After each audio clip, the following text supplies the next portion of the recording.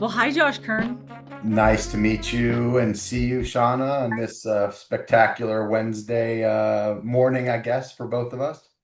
I'm not going to lie, I cyberstalked you last night. Uh-oh. I hopefully you didn't find anything too crazy out there. Nothing crazy, all good stuff. You are doing amazing things. It got me really excited about this conversation. I've always wanted to meet you, but especially after cyberstalking you. Well, thanks a lot. And then I've definitely done my share of sleuthing on what you all have been doing. So yeah, it's funny that we've been in similar circles in terms of on this acquisition route, and it's interesting in terms of all these various restaurants, and we're kind of that stem to stern of QSR and into casual, and so yeah, really interesting your career path. So. And I'm glad that Danny got us together to do this CEO versus CEO. So Yeah. Yeah, looking forward to it. I love this forum. For anyone who doesn't know, um, Josh and I are going to ask each other questions, and we don't know the questions that we're going to ask each other. So this is shooting from the hip, which I really love. There's a lot of authenticity to that. I'm a teeny bit nervous because I don't know what the questions are, um, but it's also very exciting. Absolutely. Well, I guess I'm going to ask you the first one. Is that what we determined? Yep. All right. We were going Well, to rock paper scissors, right? oh yeah, want to do that? Just kidding. All right. Icebreaker round. Um, this is you get to make a dream fast food meal. And you get to pick one item from any brand, and you have three spots. So you get to pick a beverage, a side, a main course. And so what's that meal going to look like? A beverage, a side, a main course. Okay. Yep, and you've got th three of those, and you get to. So I guess you could do a beverage from a brand, a side from a brand, and a main from a brand. Okay. Um, Well, I will tell you, my beverage choice is always going to be Swig. That is my Okay. first choice on that. And I'd be remiss not to say one of our brands. But I have to tell you, I'm one of those people who grew up on McDonald's. And I McDonald's sustains life. And I know that everyone has their own opinion about McDonald's, but the way I grew up in the South, we did not go to McDonald's very often. And so I've always loved McDonald's. For my side, I would say McDonald's fries. Hmm. Um, and then I'd probably say actually the Houston's hot chicken nugs. Nice. Those are so good in the buffalo sauce. There you go. That'd be my main for There sure. you go. So What do yeah, you what do Swig, you HC, and then McDonald's. what are your feelings on tallow these days? McDonald's used to do their French fries in tallow. What do you think of that whole I phenomenon? I think it's fantastic that there's that we're all more health conscious than ever. And R&R, one of our brands, started doing using tallow. And what I think is interesting is just how it resonates with so many people. Seed oils is a hot topic. Yeah, absolutely. And I personally, I eat all the oils, so I don't discriminate. Again, being Southern, you love everything fried. Yep, that's for sure. I'll eat any fried item from any oil.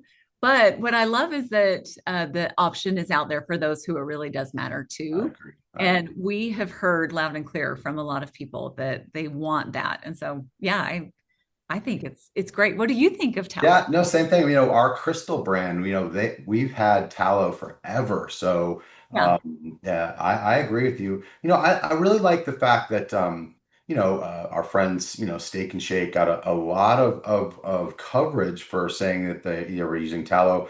But then, consumers went one step beyond and they started to look at, well, what are your French fries? Do they consist of other items? And they got called out for having other seed oils inside those fries. So, hats off to people, to really not just accept, the surface level out there. So I'm like you. I like that people are talking about it, and it was something that was always adopted in one party, and now another party is kind of out there, and there's this Maha movement. But I just like that people are talking about it, and I've always been very, prideful that people in the UK, a box of Cheerios has 6 ingredients. You come here to the US and, there's 15. So I'm happy that we're actually talking about ingredients and what's healthy and what we're putting in our bodies. And I think that only helps restaurants for sure. So So I'm excited about it for sure. I would agree.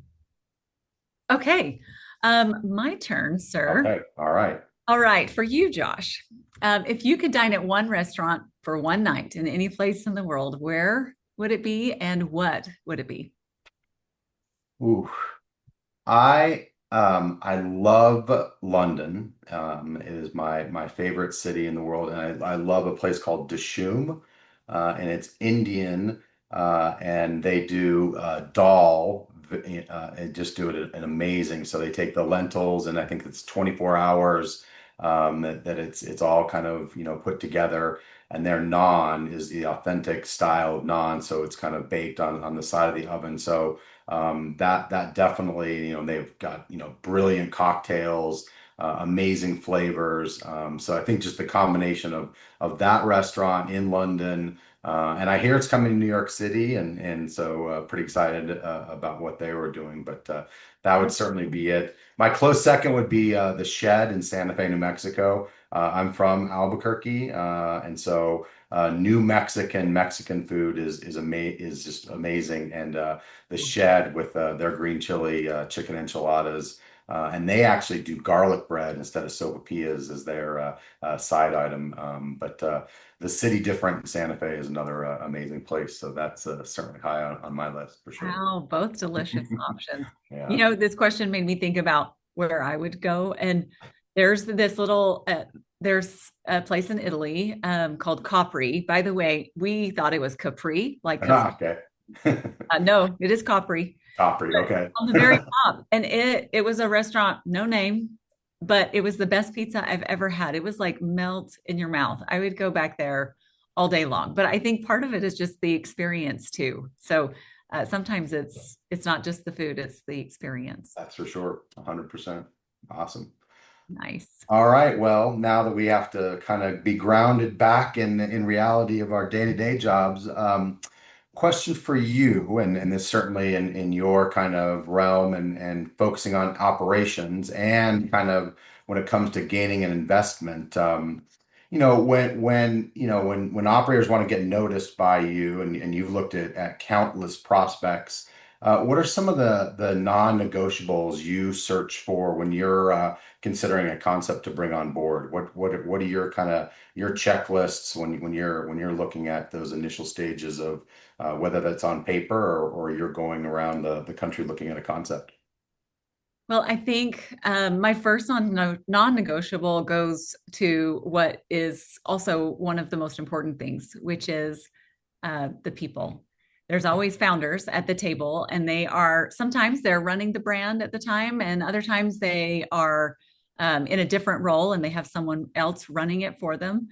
But the founders themselves, it's really important to us that we are aligned in a lot of different areas. But what I think is important is that we're aligned in where the brand is going to go. We're aligned in values. We are aligned in how we treat humans and several other things. But that leads me to my non-negotiable. And I do have a no a-hole policy. And I established it in 2017 after experiencing a litany of a-holes. And it was just one of those things where it was like, you know what? Life is too short to do business with people who make it really difficult. And there's just a lot of wasted time. And I think I am just a person who craves efficiency and all of the rigmarole that is part of that, it's not very efficient.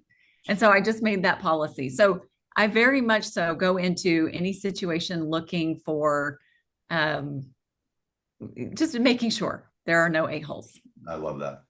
The other non-negotiables are probably going to be more along the line of risk. making sure, food handling policies, making sure that there's not a huge liability outstanding. And there's a lot of different ways that shows up, but that's a non-negotiable. Sure. Um, and then finally, integrity. I just integrity is something that once you are who you are, that is just it's going to show up eventually, no matter what. And that you can see integrity and the opposite in many different ways. Like just what I said, food handling practices. You see integrity in that and what's important to the brands. Absolutely. So yeah, there's a lot of things that we're looking for as like the pluses, but when it comes to the non-negotiables, for sure, the integrity piece, no a-hole, and then any large outstanding risks or liabilities.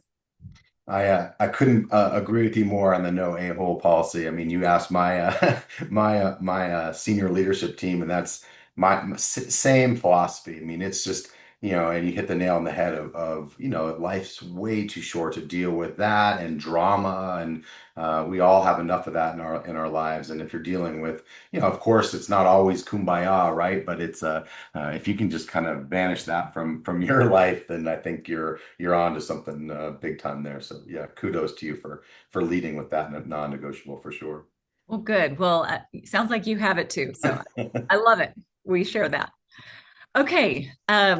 Question for you. All right. I love this question so much because you and I both have operator brains. So when you make a visit to one of your own restaurants, what are you paying attention to first, or what are you seeing or focused on?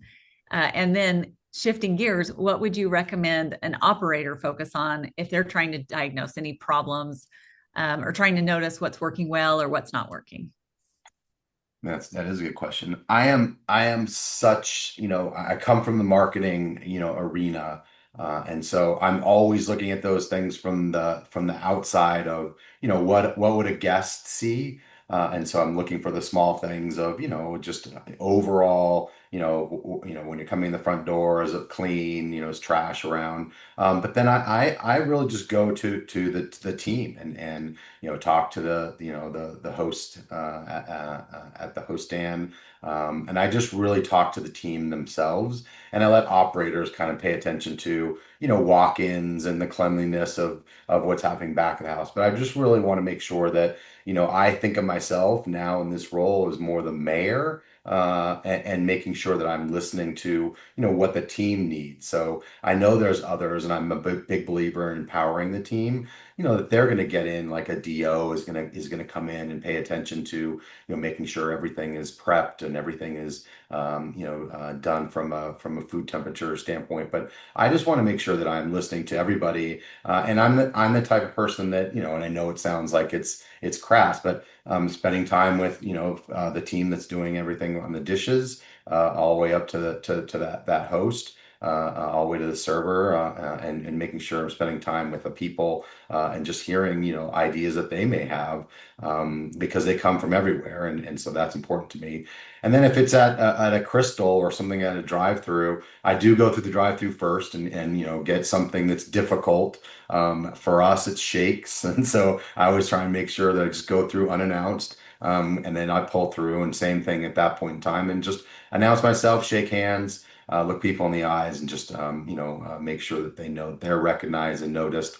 And I think it's not for a point of telling people or saying that I'm the CEO of the organization, but to know that they're listened to, and that I care about them, and that's to me important. And I think that's the name of the game. And I do get frustrated when I see things that are out of sorts, but I do take that offline and talk to the teams afterwards. I love that there's tools nowadays. I can look at the reports afterwards and see, oh, that it got a new roof, or it got a bad review by the team, the visit before. So it's really nice these days to use technology and get on the iPad, to see what's out there. So I love those degrees of temperature gauges for sure. That is great. Josh, that answer made me like you more because I feel so strongly about walking into our restaurants and saying hello to the entire team. And I try to do that same thing here at the office every morning. Just I come in early before anyone's even here. And so usually by 9:30 or 10, I try to just stand up and go do a loop and say That's hey awesome. to everyone and give them a little face time and make sure they know that they are valued. And I think that's what you're doing when you are walking over to the dishwasher. I always walk over to the dishwasher and I tell them, you have the hardest job, right? Exactly. Thank Yeah. you for being here. And I always say thank you and give them knuckles because those dishwashers, without them, Oh yeah, I mean everything. Yeah, yeah, everything seizes up, and yeah, and on a for us on a J. Alexander's, I mean, we pride ourselves on making sure everything is shiny, and when we go through and make sure that it's top notch. So those are tough jobs for sure. So very good. well, let's see. Question number three for you. What's something about being a CEO no one told you about?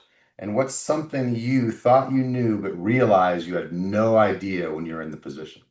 Oh, that no one told me about. Yeah. Well, I do think that uh, I don't know that I thought it would be as dealing with as many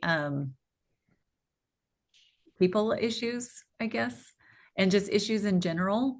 And this is just shooting from the hip, but what I thought the role would be versus what it is, uh, it's not too much different. I just didn't realize there would be as much on the people side, and so there's that component of that. And I say that there was one time where I was expressing. Um, we have two sons and they're older now, 25 and 19, and I was just sharing with them a little bit about my day and some of the things that I had to deal with. And of course I don't share names or anything, but just some of the things. We've always done that raising our kids. We've just made sure to educate them by sharing and just Right. what's going on. Yeah. And my oldest son said, so does CEO stand for chief emotional officer? And I was like, that's clever. And this was back when he was in high school that he said this. But yeah, it's interesting how that can be. The other thing that I thought, this is one of the misconceptions I think I am still learning, which is, that the same blanket rule needs to apply to everyone.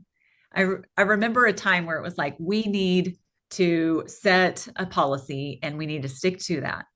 And I'm all for, what we do for one, we need to do for all. But I realized that there is so much individuality and handling things with that individuality lens. So I'm trying to make sure that I build in the rule exceptions to the rule and why there would be Yeah. exceptions so that there's a little bit of there's some structure to it, but at the same time that we can treat everyone as they need. There's so many different situations for everyone. So I do think that's something that I've had to learn overall. Good I'm trying point. to think if there's anything else. No, I mean, the days are long and the hours are longer. And Yeah. I jokingly say to people, maybe if I was better at my job, I wouldn't have to work as hard. It's hard work. It It really is hard work. It and it's is. It never commitment. stops. Yeah. Yep. Yeah. It's commitment. Good. Interesting. Yes. Okay. All right. Well, your turn. All right. We both lead multi-brand operations. So for you as the CEO of an enterprise with so many different parts and pieces, how do you adjust your leadership style or keep it consistent so that everybody feels like their voices are being heard and are confident about their place in the larger growth puzzle? Yeah.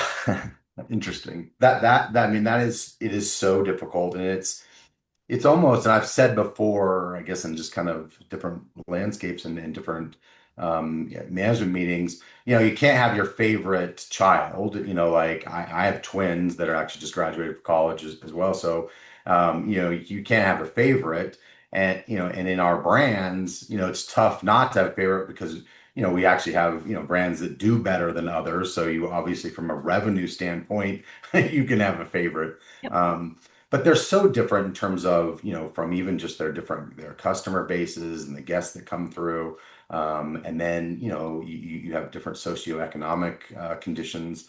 So it's just different each and every day. And so that is the hardest part about the job is just, how do you transition from a higher income brand to a lower income brand, to one that serves fast food, to one that serves, scratch made kitchens. And so that's been a challenge. And I guess there's no real secret sauce other than to be just authentic and who you are and how you lead every single day. Um, it's been the other challenge is when you acquire and you know this when you acquire different brands and then different people come along with those brands is how do you integrate those different cultures into your culture. And so when you set something at whatever SPB, in terms of our mission and our vision and values, and how do you plug that into something that you've acquired, and sometimes people don't want to accept that, and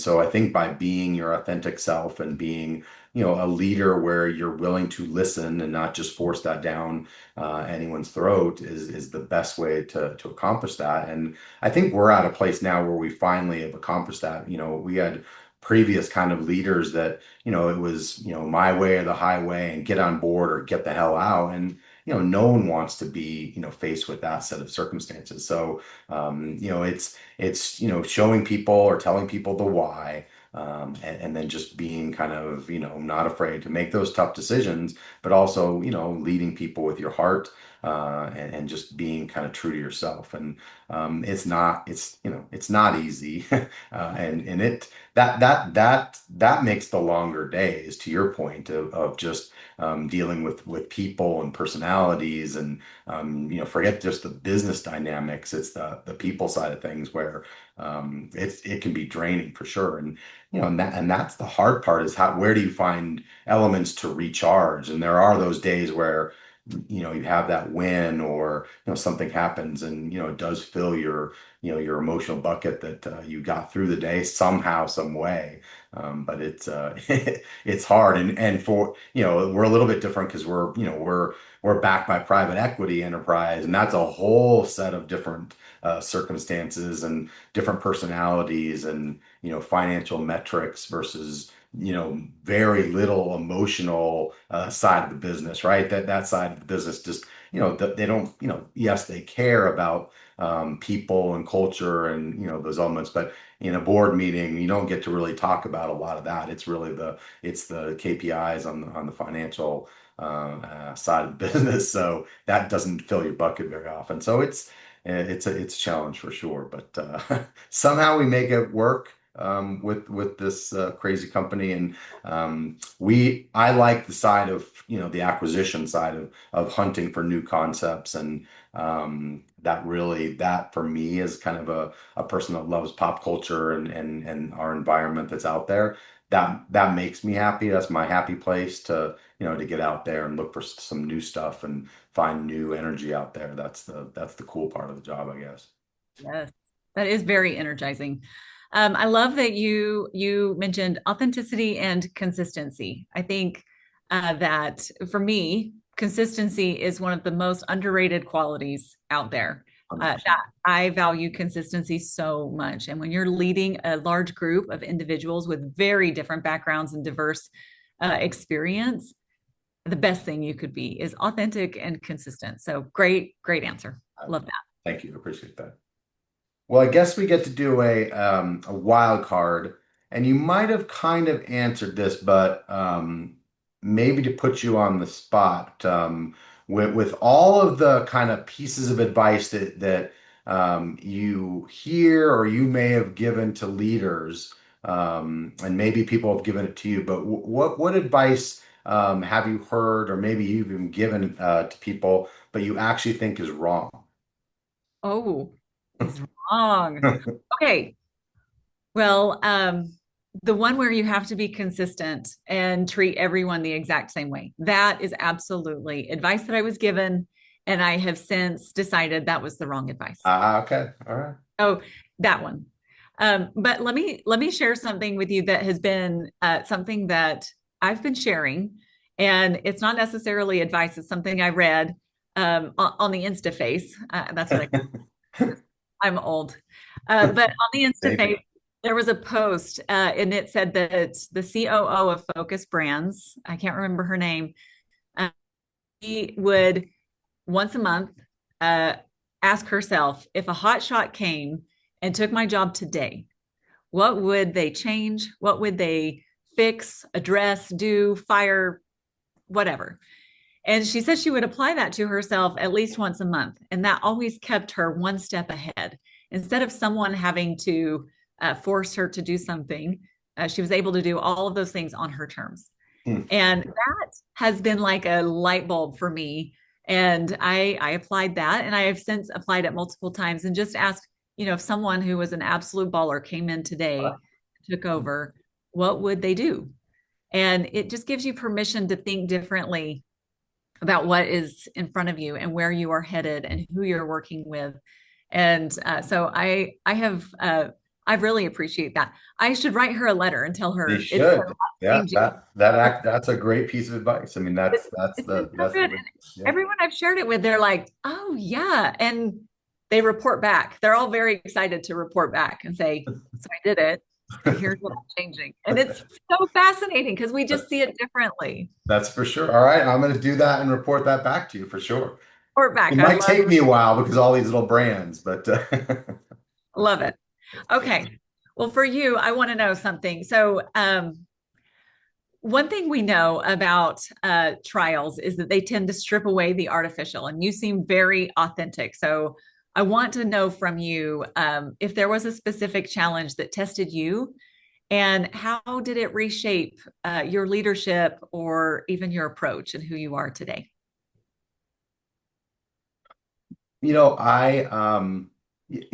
I worked for somebody that that challenged me, and the easy thing would have been to do is to just quit and find something new. But I felt like I had a number of people that I was leading and inspiring, and so I used it as motivation to just be a better person and work on myself and lead those folks. And ultimately, I knew that I could withstand the pain and lead the organization, once and for all. So I took the harder path of sticking with it, versus just throwing in the towel. So that certainly was something on that front. The other part was, I'm the product of, I got divorced in my life, and so that was not never it was something that was tumultuous in your personal life, challenges your professional life as well. And I was I'm very proud that my kids got through it on the other side. They're very well adjusted and got through college, and we're all better together. And we're kind of this now blended kind of group. And so it was tough, but certainly something that you just don't know what's going to happen, and you get those lows. But to get on the other side, I do think it makes you a stronger person.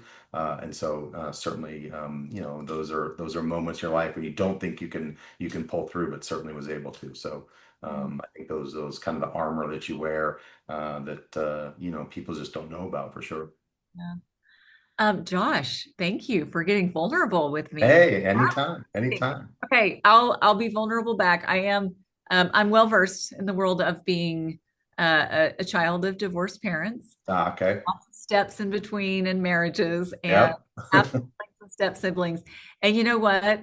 You're right. I'm stronger for it, and it's made me who I am today. And what I have done is I tell everyone that we put the fun in dysfunctional. That is just Way all to you say can it. do. Yep. Yep. And it broadens your horizons, and you see different things, and yeah, it's got its tough moments, but it certainly it's made us who we are, so that's awesome. So good. Well, I think we have a little more time. So I don't know if you have a second question. I have a second question All for right, you. yeah, you go for it. Okay. Well, so this is shifting gears entirely, but this is more of a place of curiosity because I know that CEOs out there are always trying new tech. We all are. And I want to know if there's any tech that you're currently using that you can't live without and that you would be like highly recommended. Um, I certainly have been, dabbling in, like everybody in kind of the AI world, and certainly in a lot of graphics, just, the one that I've been really looking at is just is going to as many drive-throughs that have AI as possible. And kiosks and that's one. I don't know if I could live without it because it's so wonky right now. But that's what I do know that that's going to change the landscape. And so with Crystal in particular, I think that's something that I'm super interested in. I like that, ChatGPT. I've always been in communications. I started on Capitol Hill in my career, and so I love what how it can polish communications, and can it do can it write better than I can. Are there ways that it can make, can it be authentic? Can it help in terms of direction? And keep it, something that is true to a human. So certainly been looking at that and how that's changing our society. So that's been, something that's just front and center on that front. And like I said, I love pop culture, and so seeing what's happening within the world of TikTok has been interesting. I continue to see and love how that's been communicated and adopted by brands. So that's one for me. So what about you? What do you see it all out there? And you have some technology within your company. So what about you? We have a little bit. We'd love more. Yeah. But it's been interesting. So on the AI front, we have so many different just uses of AI. Some surface, some go deeper than that. And one that I'm really loving is Loop AI. We initially uh, we Oh yeah. initially onboarded Loop AI so that it would help us with just understanding, reconciling, basically, third party fees. That's it for accounting. And they have since turned it into a platform where you can really, uh, you can, let's just say it's a great marketing tool, all AI use. And they're figuring out what works better. They're comparing it, they're running test models, all of that. So it's been pretty fascinating, I think, on my end to just see how all of that plays out. So I've loved Loop AI. Um, and then as far as just tech overall, it's interesting because at the end of the day, for all of us, our POS system is um, it has to be organized and a Yeah. good POS system. And Toast has really come through for us over the last few years. So much so that almost all of our brands, they'll hear we try to make sure we communicate, among each other. We make sure leadership all communicates and we share best practices. And they've all heard about Toast, and all of them in their different right have wanted to onboard Toast to replace whatever current POS system they're using because it helps so much, not only on the front end, being user friendly for all of our cashiers and our servers and everyone, but also on the back end with Back, yeah. the data organization is so much cleaner. The reporting is easier. It just seems like they've got a lot of it figured out. Now, there is no technology that is perfect. Every technology is buggy, and so there Yep. are moments where we have to be like, "Hey, can you help us with this?" But that's the other part is they're so responsive and they're so great to work with. So, and I'm not being paid by Toast right now, by the way. That's just my testimonial about Yeah, Toast. I would agree with you on Toast, and great team and great support. We have four different systems, and so it's definitely the leader in the clubhouse for that front. What about off the clock? What are your hobbies and interests outside of when you're not doing what you're doing? Well, it's funny because, the weekend comes and the team will be like, "So what are you doing this weekend?" And I'm like, "Hopefully nothing." Nothing. Because weekends, as you know, are full of sometimes business dinners or Yeah. events that you need to show up for. But every Saturday and Sunday, if we're in town, I am with my horses. I have two Oh, horses, nice. and we go ride the horses Do you and ride English or what do you? Western Western. Okay. Nice. cowgirl. Yeah, Okay. just yes, it's dirty, it's muddy, it's all that you can imagine, and I love it. I love it so much.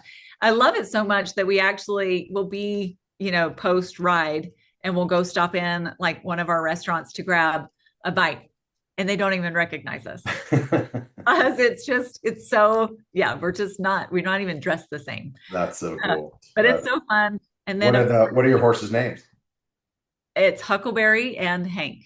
Nice. That's Yep, my fun. H and H, my There boys. you go. They're my best That's friend. fun. They're the best. That's the best. Yes, and then I have my boys, my real sons, who There you go. anytime I have a weekend, I'm calling them over for dinner, or always like a Sunday dinner at some point. We'll meet up at a restaurant and yeah, just enjoy a meal together. I hear you. That's great. Yes. How Well, about you? What do you do on the I, weekend? I play soccer. I played my entire life, so I try and, play when I can.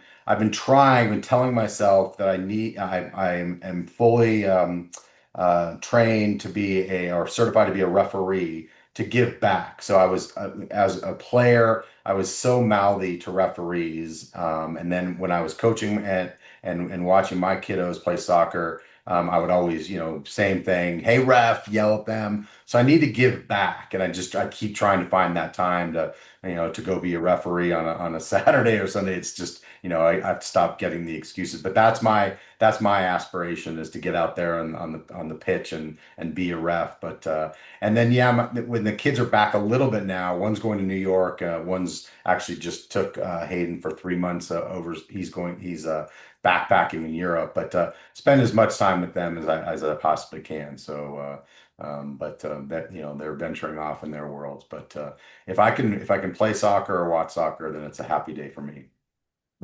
That's amazing. I love Awesome. hearing that, and love we both would spend time with our boys. Sounds Yes, like exactly. It's the best. The my best. turn when you can. Yep. That's so fun.